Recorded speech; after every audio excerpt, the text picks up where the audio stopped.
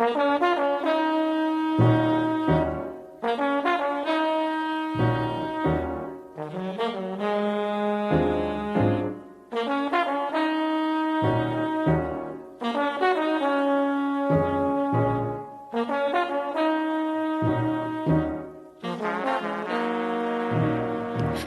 morning. Welcome to Turnout Radio on CIUT 89.5 FM. I'm Nicole Inika Hamilton, back to open up with you about the latest on the dance scene and the heart of what moves us. Thank you for tuning in to share time and rhythm with us. Welcome to this dance space. Well, folks, as you join us today, as always, we invite you to come in as we explore the stories that live both on and beyond the stage. And today, I am so thrilled to be in conversation with our featured guest of the hour. My guest today has been known to describe themselves as quite ethereal. Multi-hyphenate artist Tavia Cristina is in the house and will be with me for the full hour, so stay tuned and stay locked in right here to CIUT 89.5 FM. We're going to take a break and be right back with Tavia Cristina.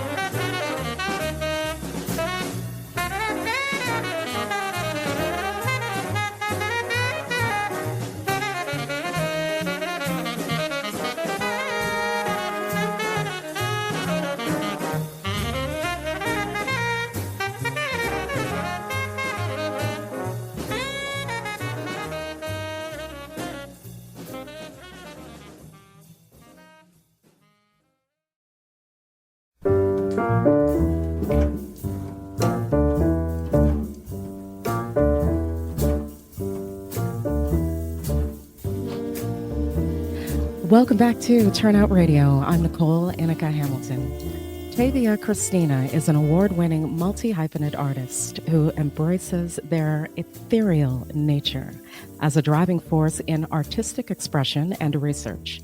Now, their work seamlessly blends genres across dance, theater, and performance art. Their work is rooted in somatic movement and spiritual endurance. With a background spanning Western, contemporary dance, street dance, and classical ballet, Tavia also holds interests in various other art forms, including curation, music, acting, poetry, film, and death work, which we'll be delving into today.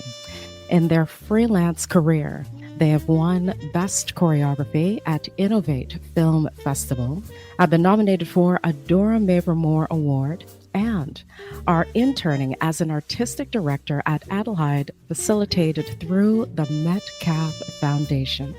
Please join me in welcoming to the show, Tavia Cristina. Tavia, welcome to Turnout Radio. Hi, thanks so much for having me. Thank you for being here. It's so good to see you. As you come into the space, share with us, how is Tavia doing in preparation for today's discussion? Ooh, today I actually was a little bit nervous. But getting to know you and hearing how reassuring you are and eager to hold space in this conversation brings me a lot of joy to just like connect with somebody. So I'm really grateful to just be hosted by you. I feel like it's really important to say because, you know, when we're having a big moment in our life where we have to do this big either job interview or attend this big event, more often than not, the people are feeling the exact same way as you are. And I think acknowledging that just alleviates that fact from being so big inside of your head to just dissipating and finding what is really there, which is just connection. Well, thank you for your kind words, Tavia. And thank you as well for your transparency about being nervous. I deeply appreciate that. And it's an experience that I can relate to very closely. And what it's causing me to reflect on are the many moments that I have felt that nervous energy building up in my body. And when I've said it out loud, what I found is that all of a sudden it breaks down the wall between myself and that other human that I've just confessed my nervous energy to. And now it gives way for us to experience a very real human moment of recognizing that we are indeed humans having a deeper connection. Two people being vulnerable in the space. Yes. And I feel like that's what we're doing today. It is. It is. And I thank you again for sharing so wonderfully at the top of our interview. So let's delve, Tavia. I'd like to open by revisiting my opening share. You describe yourself as being quite ethereal. Tell us, what does that self-description mean for you? And where does that meaning sit within your body? I think it actually like acts as a container. Maybe it is inside of me, like coming from my solar plexus, and it probably just creates this beautiful little cocoon around me. To me, I think a lot of my friends would be like, you're always just floating around, going from place to place, or like just bopping around and either smiling or being giddy, or even when I'm not, when I'm like more somber and like esoteric, I have my hood on and I'm like dwelling the streets. They're like, you're so elusive, you're so ethereal, you're between two places. That's actually a great way of describing it. Is there anything within that description, that understanding and way of being that speaks about time? I love how we're starting off like this. For me, time in itself is very complex. I'm somebody who experiences deja vu like weekly, almost more often, like 2 to 3 times in a week. I would say that it feels like it's always happening, and I'm both myself and my ancestors and my future versions of myself all at once. I kind of think of time as like this upwards coil, and wherever I am at, like me, Tavia, on this coil, it's somehow linking up with other versions of my spirit or my soul. And those are the moments in which I'm having this like deja vu aha moment. So I think time and etherealism or like ephemerism go hand in hand because it feels also very elusive, but very tangible as well. You're like almost like gliding your fingers around it, around this curtain.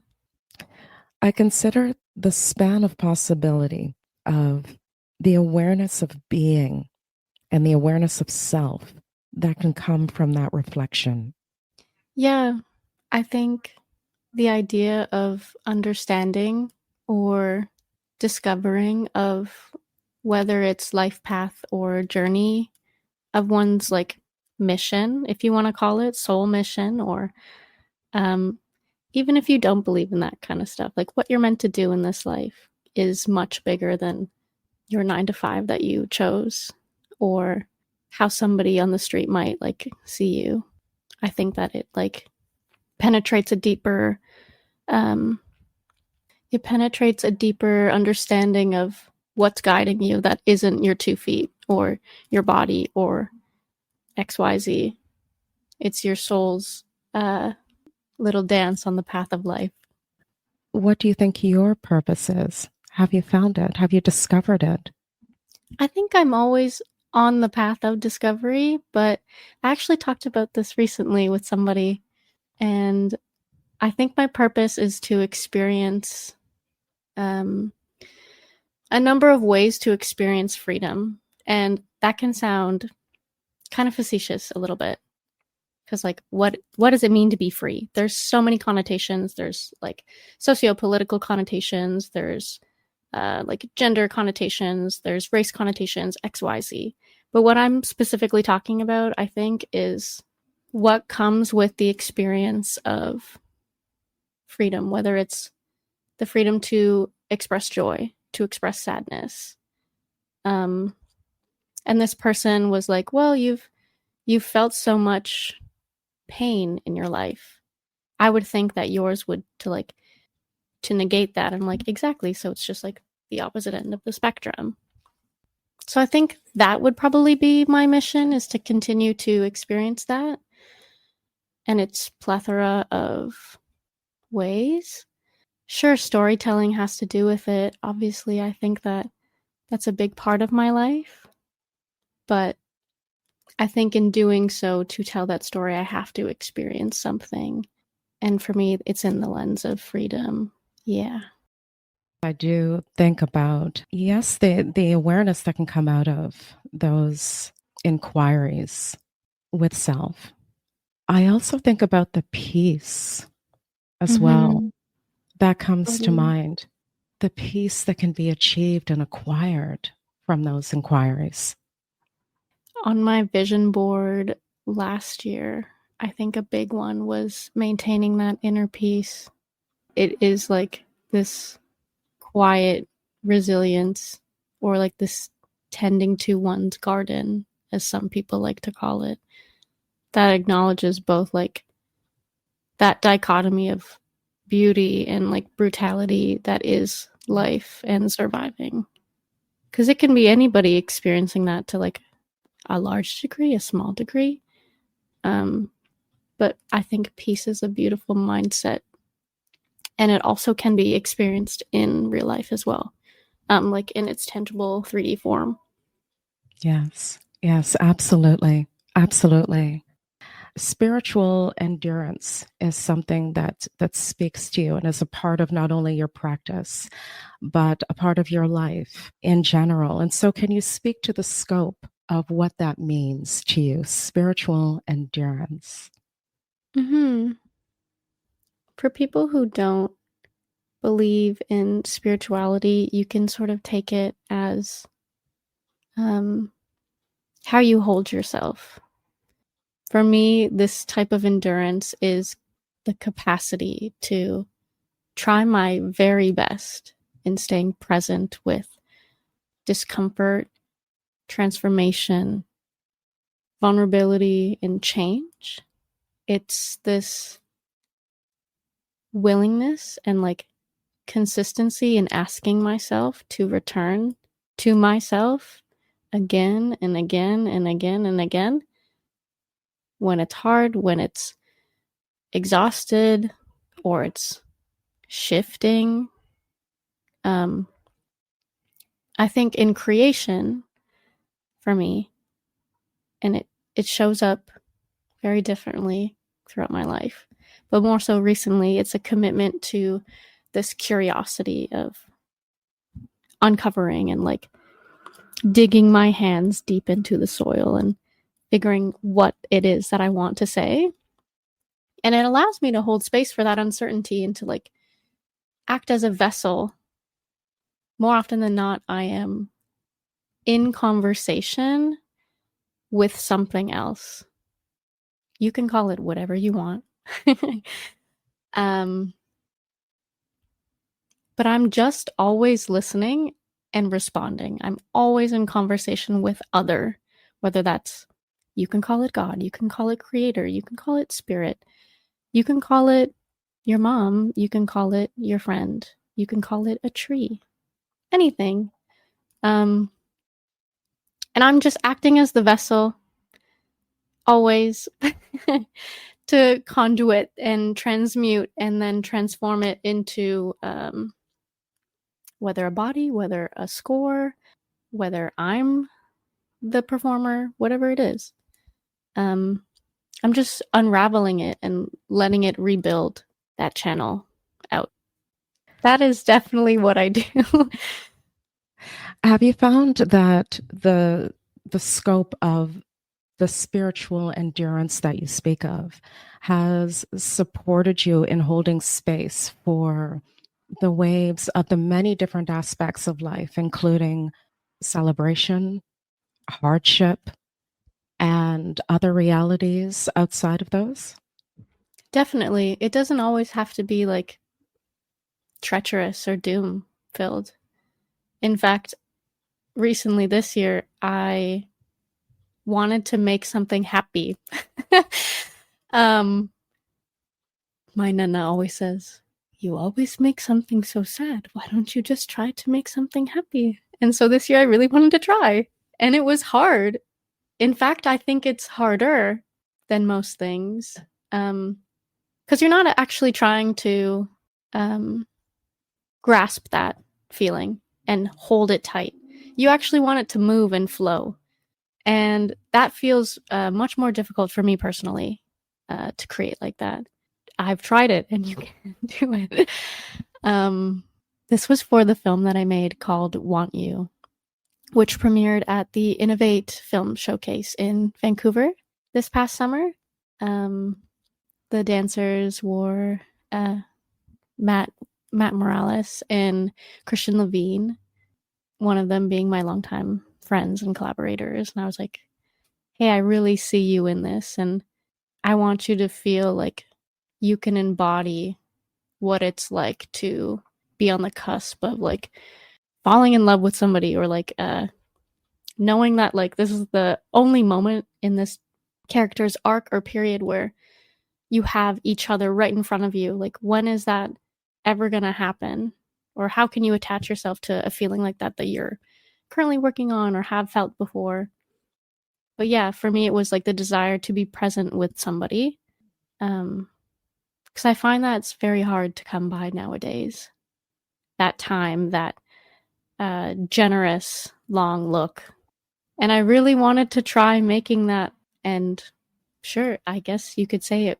I think it worked. Like, it was a really beautiful process, and I'm really glad with how it turned out. Yeah. Yeah, you definitely can dig your hands in the soil and like find a beautiful, rich seed. Your choreographic research and development are, of course, influenced by some of the elements that you have mentioned, including improvisation, voice work, and a deep connection with the surrounding ecology. And so, can you expand further about your approach to creative practice? For me, it always stems from a thought that I'm having from that conversation. I'll be plucked with this idea and I stew on it. More often than not, I go on long walks wherever I'm based at the time. Right now, these long walks take place along High Park, next to my favorite trees, and I will voice record myself just talking to myself, stewing on and chewing on these thoughts. And I find that to be a way for me to get things out of my body, which is incredibly helpful. And from there, I will either like research on it, whether it's like a philosophical thought. I'll like read a lot of books on it. I did a piece where it was based on like phenomenology, and I was like chin up with books and textbooks. And then from there, I actually enjoy listening to sounds that help emulate those feelings first before I reach the studio.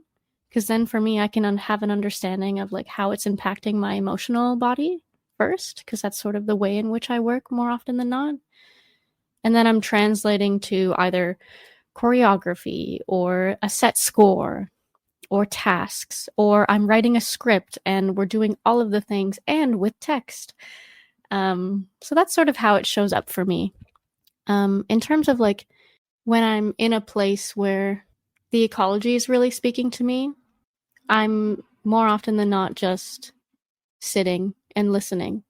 Like I am with the space and allowing those things to speak to me. And again, it's having that conversation of like, how am I rooted, literally, physically, and then able to move my body in order to respond to what they're saying to me. And that's sort of where I will start finding the vocabulary, and whether I'm filming myself or just trying my best to be present with it, that's sort of how that language comes about. I'm envisioning you walking and narrating and just putting your voice out there.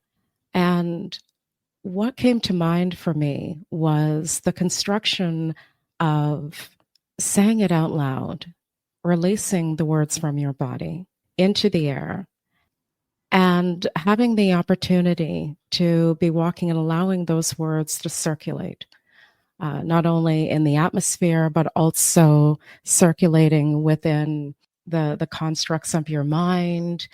And then I started to think of how those words re-enter the body in the space of creating. So that was what came to mind, that very big picture of saying it out loud, of narrating. Are you someone who journals? Do you write your thoughts out as well? Oh, yeah.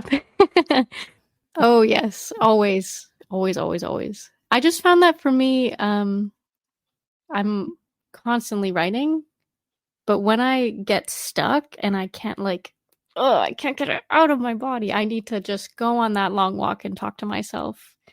Maybe I'll look a little silly, but it's really worth it in the end. So when you reflect on the nature of what it feels like within the body to voice your shares, but also to write them down, when we look at this through the lens of creating, how do you sense the internal formulation of these words and feelings and experiences, thoughts throughout the body when you're creating? This is a really great question, and just acknowledging that too. I think it has a lot to do with if those thoughts can breathe inside of me and expand. If it feels a little bit restrictive, it depends on if I want to work that way, but I tend to not want to do it. So if it feels like I can move and it can continue, like a comma or like a trail of thoughts, then I know I'm on the right path. Because if I feel like I'm running up against a hard place or a rock, it's not going to work, and I will just get frustrated with myself. And I think then for me, it switches from this internal aspect of attaching to my world to then it being external and performative and shape-like, which I don't necessarily work that way. And I find it actually quite difficult for me to work that way. I took a class recently with taught by my friend Katie Adams Gossage, and we did this task where we were working on like moving from our internal world and moving from our external world. And I was talking to the class about how restrictive moving from that external world felt. I was like, I'm only making lines. I'm only doing cool shapes, and I don't know why that is. And I think for me, in order to access myself truly and vulnerably is from my internal scope instead of this skin suit that I wear. And she was like, it makes a lot of sense because I obviously know you and it's so vast and there's always so many layers, whereas I feel like your external layer is just you and it is beautiful and it has so much capacity as well, but there's not there's not that depth that I know that you want to find. And I think that's sort of how I would answer that is what's inside me speaks much more volumes than my outside. Stay with us. More of Turnout Radio coming up after this.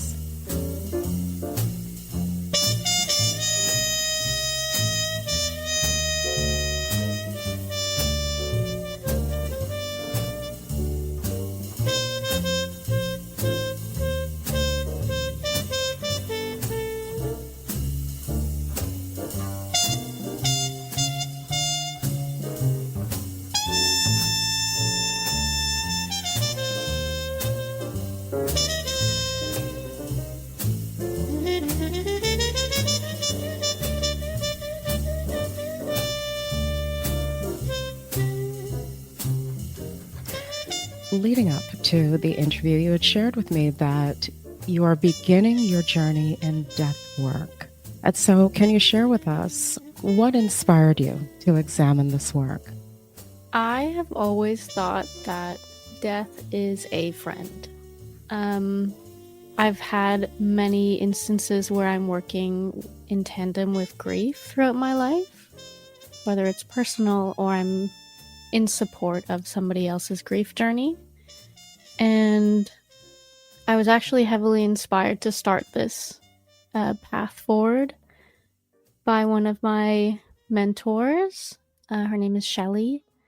And it started through, I think about a few years ago, I was just like sitting in my mom's house and I really didn't know what I wanted to do. And this is, I think in the summer.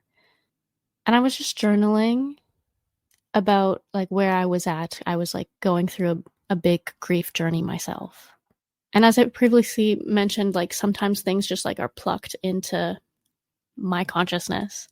And I think, what was it? I think they were saying like, it's okay, you can do this forever. And this crow started circling around me. Wow, I'm really going like into my woo-woo side. And I know crows to be like a messenger or a bringer of death. So I was like, oh, I wonder what that's about. So I kept like doing some research about it. And I find out that end-of-life care supporters are also known as like death workers or death doulas. And I was like, wow, that's really fascinating. Obviously, I've heard of like a birthing doula or a full spectrum doula. And I was just very curious. And I kept reading more and more about it and its roots, its practices. And I thought, wow, this is something that I think I do already. Like I support my colleagues, my community, or myself in similar manners to this. So I thought it would be interesting to continue on this path. And I will say that I am on the very, very start of my journey. I'm heavily inspired by my friend Brooke Manning, who is a death doula. And she also just says, if it's a calling, then it is your calling. And for me, that looks like volunteer hospice work. It is about reading about the multifaceted approaches that happen in this world. I highly recommend reading From Here Until Eternity by Emma Dowdy. Beautiful book. It also looks like going to school to really hone in on that craft because it is forever. And I think you don't have to ignore the feelings, like the palpable sadness and grief that comes with loss, whether it's a family or a friend or somebody you just knew. You don't have to push it away. And I think it's important to give people that information, to not feel like it's rushed. We have more shares from Tavia Christina coming up after this break.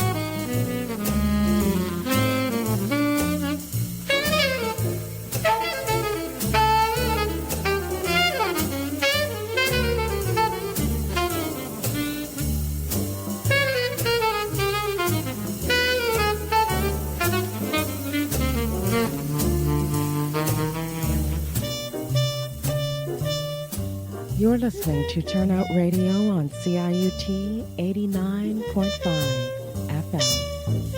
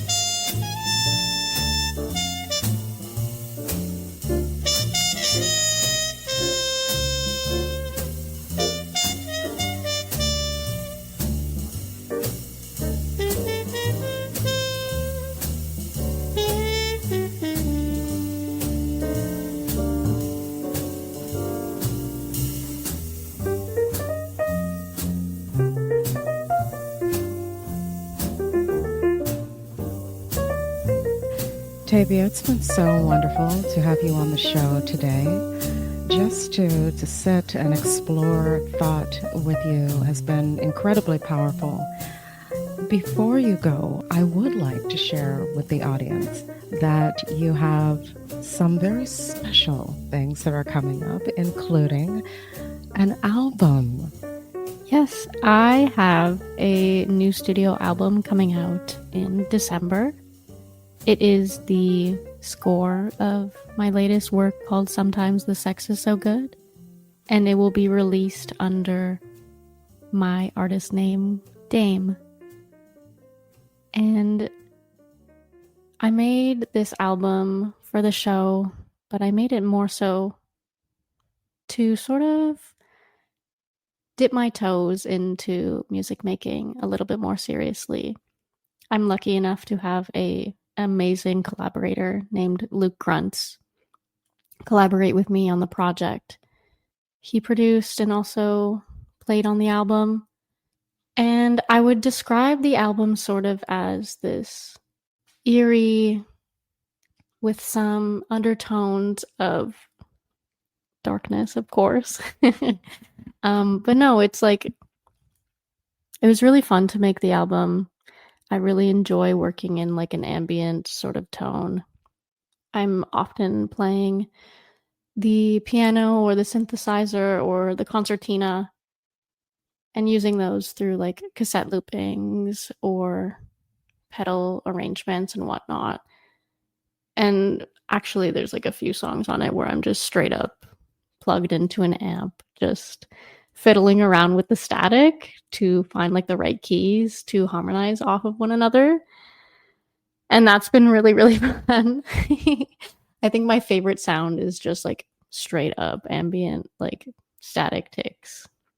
It's just so like nuanced and finite that it really tickles my brain in the right way.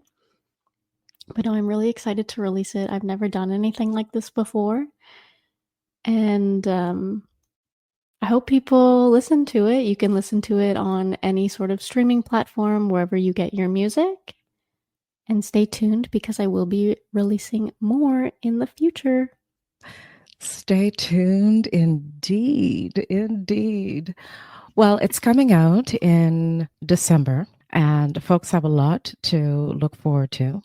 I will also be sure to place that information where you can be found on the turnoutradio.com website. But in the interim, between now and the release of your album, I do want to say again how delightful it's been to have you on the show today and to delve into such deep conversation with you. You got to come back and visit us, Tavia. I would love to.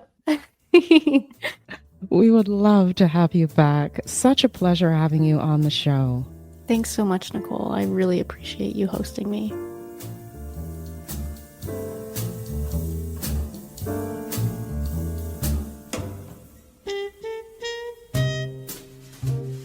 You're listening to Turnout Radio on CIUT 89.5 FM.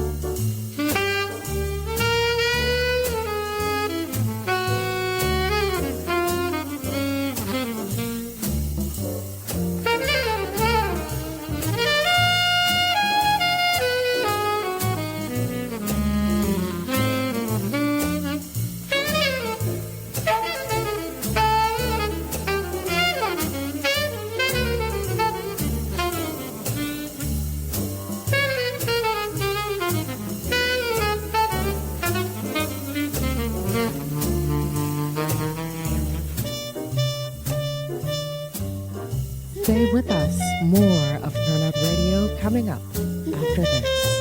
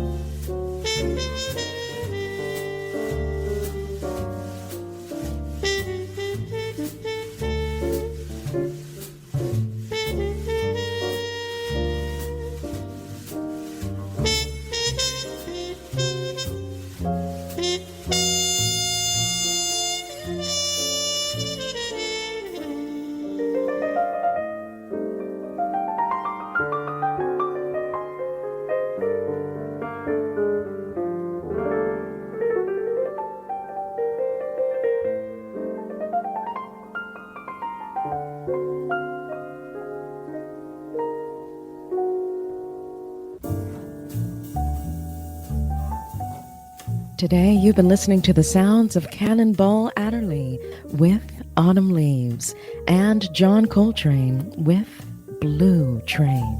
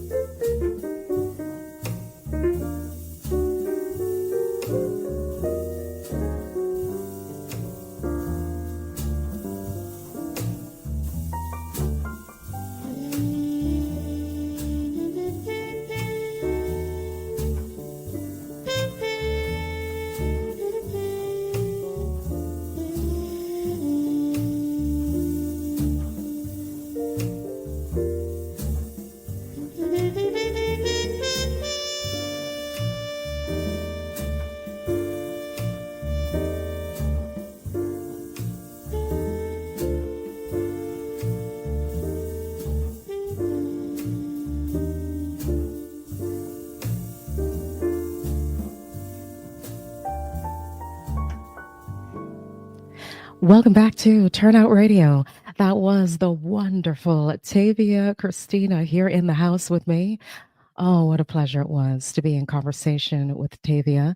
And folks, if you missed the top of the interview, we invite you to visit turnoutradio.com, ciut.fm, and some of your favorite podcast platforms where this episode will soon be streaming. And while there on our website, be sure to check out where you can find more about Tavia's music and upcoming work. To connect with us, please do forward your emails to turnoutradio@ciut.fm. Well, this brings us to a close of this episode. Thank you for tuning in to share time and rhythm with us. Join us again next week for more of Turnout Radio right here on CIUT 89.5 FM. I'm Nicole Inika Hamilton. I hope your week finds you turning out to dance.